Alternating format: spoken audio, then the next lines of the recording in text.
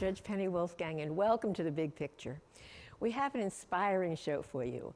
A little later on, I'll talk with one of our favorite Goo Goo Dolls, Robbie Takich. But first, it's the holiday season during a very challenging year. So, how are you celebrating? Are you more aware of family and friends, especially if the ability to be with them might be cut short due to the pandemic? Have you thought about the need in our community and how some of our neighbors might be hurting? This is what our friends from Western New York Church Unleashed encouraged us to do. So myself, Kim Piazza, Chris Musial, and John DeSciullo from WBBZ-TV joined Pastor Steve Biegner and the Western New York Lutheran Youth Ministry at St. Paul's in Eggerstville recently to help out with their holiday needs drop-off drive. The need is huge this year, larger than ever, actually, and we're so blessed to be able to partner with WBBZ to make this happen, to have a holiday needs drive where folks can come and arrive and drop off cash or gift cards for stores or food for Feed More of Western New York.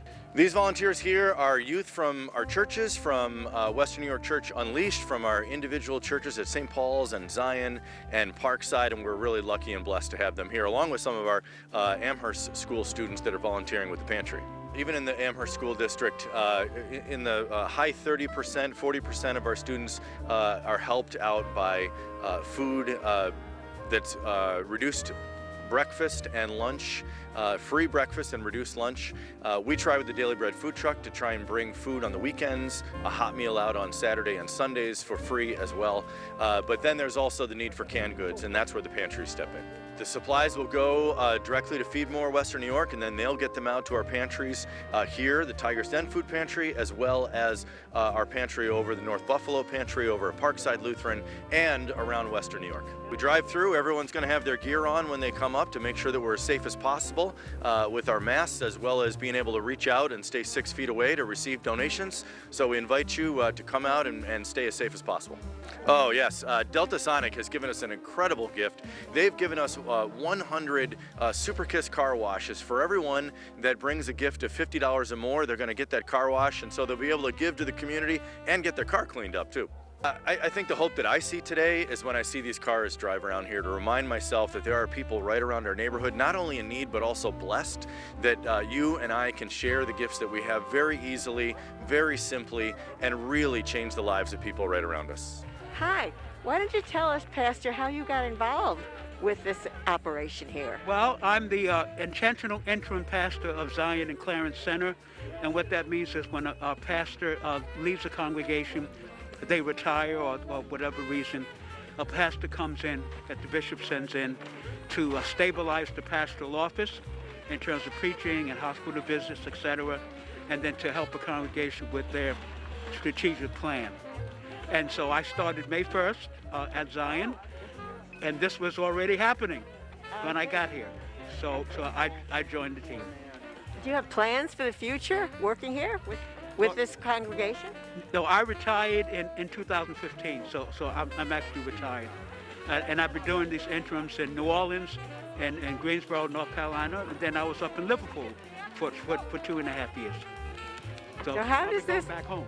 How do you like it here? Tell us about how this congregation and their operation differs or is the same as others you've been with? It is really, I've been a pastor for 39 years, and this has been, with the virus, has been an unusual experience in my ministry. And Zion is such a warm and welcoming church, and it is adjusting in terms of the virus as best we can. And so really sees this ministry as a part of their outreach for their members and also for other people who cannot go personally into a church building at this time. Isn't this amazing?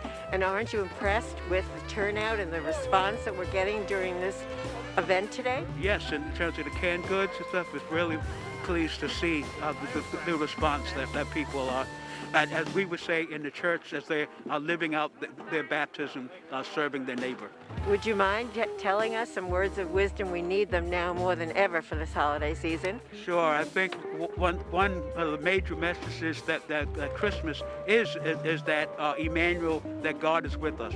And so in the midst of this craziness, we can be assured because Jesus did come that Christmas, that God is with us, and God wrestles with us in this madness and grieves with us with the deaths that have occurred.